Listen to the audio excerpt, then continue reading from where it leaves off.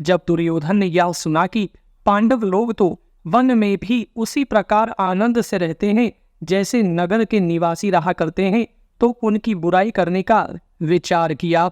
फिर तो छल कपट की विद्या में प्रवीण कर्ण और दुशासन आदि की मंडली एकत्रित हुई और पांडवों को हानि पहुंचाने के अनेकों उपायों पर विचार होने लगा।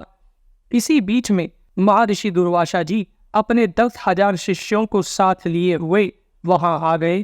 परम क्रोधी दुर्वासा मुनि को घर पर पधारा देख दुर्योधन बहुत विनय दिखाता हुआ भाइयों सहित उनके पास गया और नम्रता पूर्वक उन्हें अतिथि सत्कार के लिए निमंत्रित किया।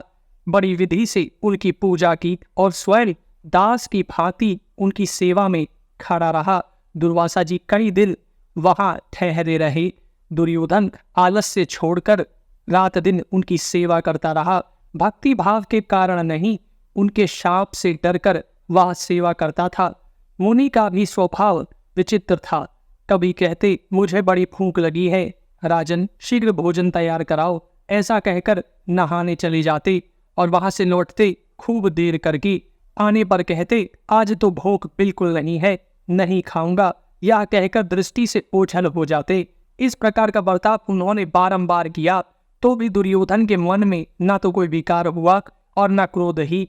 इससे दुर्वासा जी प्रसन्न हो गए और बोले मैं तुम्हें वर देना चाहता हूँ, जो इच्छा हो मांग लो। दुर्वासा मुनि की यह बात सुनकर दुर्योधन ने मन ही मन ऐसा समझा मानो उसका नया जन्म हुआ है।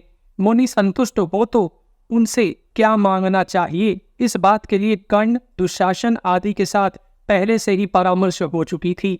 जब मुनि ने वर मांगने को कहा तो उसने बड़ा प्रसन्न होकर यह वरदान मांगा, ब्राह्मण हमारे कुल में सबसे बड़े हैं युधिष्ठिर, वे इस समय अपने भाइयों के साथ वन में निवास करते हैं, बड़े गुणवान और सुशील हैं। जैसे अपने शिष्यों के साथ आप आज हमारे अतिथि हुए हैं, उसी प्रकार उनके भी अतिथि होइए। यदि आपकी मुझ पर कृपा हो तो मेरी एक और प्रार्थना पर ध्यान रख कर जाइएगा। जिस समय राजकुमारी द्रौपदी सब ब्राह्मणों और अपने पतियों को भोजन कराकर स्वयं भी भोजन करने के पश्चात विश्राम कर रही हो, उस समय आप वहां पधारे। तुम पर प्रेम होने के कारण मैं ऐसा ही करूंगा। यही कहकर दुर्वासा जी जैसे आए थे वैसे ही चले गए। दुर्योधन ने समझा अब काम बन गया। उसने प्रसन्न होकर कर्ण से हाथ मिलाया। कर्ण ने भी कहा बड़े सौभाग्य की बात है, अब तो काम बन गया। राजन तुम्हारी इच्छा पूरी हुई, अब तुम्हारे शत्रु दुख के महासागर में डूब गए। यह सब कितने आनंद की बात है। तदनंतर एक दिन दुर्वासा मुनि इस बात का पता लगाकर कि पांडव और द्रौपदी सभी लोग भोजन से निवृत्त हो आराम कर रहे हैं, 10,000 शिष्यों को साथ लेकर वन में युधिष्ठिर के पास पहुंचे। राजा युधिष्ठिर अतिथि को आते देख भाइयों सहित आगे बढ़कर उन्हें लिवा लाए, हाथ जोड़कर प्रणाम किया और एक सुंदर आसन पर बैठाया और विधिवत पूजन करके उन्हें आतिथ्य के लिए निमंत्रण देते हुए कहा, भगवान आप नित्य कर्म से निवृत्त होकर शीघ्र आइए और भोजन कीजिए। मुनि भी शिष्यों के साथ स्नान करने चले गए। उन्होंने इस बात का तनिक भी विचार नहीं किया कि ये इस समय शिष्यों सहित मुझे कैसे भोजन दे सकेंगे। सारी मुनि मंडली जल में स्नान करके ध्यान लगाने लगी। इधर पतिव्रता द्रौपदी को अन्न के लिए बड़ी चिंता हुई।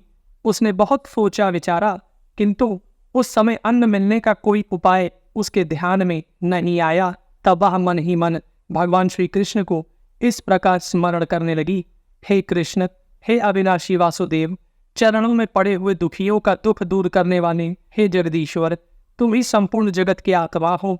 इस विश्व को बनाना और बिगाड़ना तुम्हारे ही हाथों का खेल है। प्रभु तुम ही संपूर्ण प्रजा के रक्षक परात्पर परमेश्वर हो।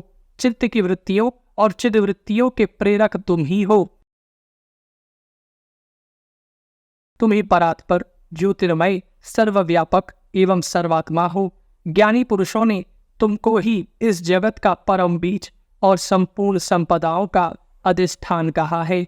देवेश यदि तुम मेरे रक्षक हो तो मुझ पर सारी विपत्तियां टूट पड़े तो भी भय नहीं है। आज से पहले सभा में दुशासन के हाथ से जैसे तुमने मुझे बचाया था, उसी प्रकार इस वर्तमान संकट से भी मेरा उद्धार करो। दोस्तों, द्रौपदी ने जब इस प्रकार भक्त वत्सल भगवान की स्तुति की तो उन्हें मालूम हो गया कि द्रौपदी पर संकट आ पड़ा। फिर अचिंत्य गति परमेश्वर तुरंत वहां आ पहुंचे। भगवान को आया देख द्रौपदी के आनंद का पार न रहा। उन्हें प्रणाम करके उसने दुर्वासा मुनि के आने आदि का सारा समाचार कह सुनाया। भगवान बोले, कृष्ण, इस समय मैं बहुत थका हुआ हूँ, भूख लगी है, पहले शीघ्र मुझे कुछ खाने को दे, फिर सारा प्रबंध करती रहना। उनकी बात सुनकर द्रौपदी को बड़ी लज्जा हुई। वह बोली, भगवान, सूर्य नारायण की दी हुई पटलोई से तो तभी तक अन्न मिलता है जब तक मैं भोजन ना कर लूं। आज तो मैं भी भोजन कर चुकी हूं, अतः अब कुछ भी नहीं है, कहाँ से लाऊं? भगवान ने कहा, द्रौपदी, मैं तो भूख और थकावट से कष्ट पा रहा हूं और तुझे हंसी सूझती है। यह हंसी का समय नहीं है, जल्दी जा और पटलोई लाकर मुझे दिखा। इस प्रकार हट करके भगवान ने द्रौपदी से पटलोई मंगवाई। देखा तो उसके गले में जरा सा साग लगा हुआ है। उसे ही लेकर उन्होंने खा लिया और बोले, इस साग के द्वारा संपूर्ण जगत के आत्मा यज्ञ भोक्ता परमेश्वर तृप्त एवं संतुष्ट हो। फिर सहदेव से कहा, अब शीघ्र ही मुनियों को भोजन के लिए बुला लाओ। उनकी आज्ञा पाते ही सहदेव दुर्वासा आदि सभी मुनियों को, जो देव नदी में स्नान के लिए गए हुए थे, बुलाने चले।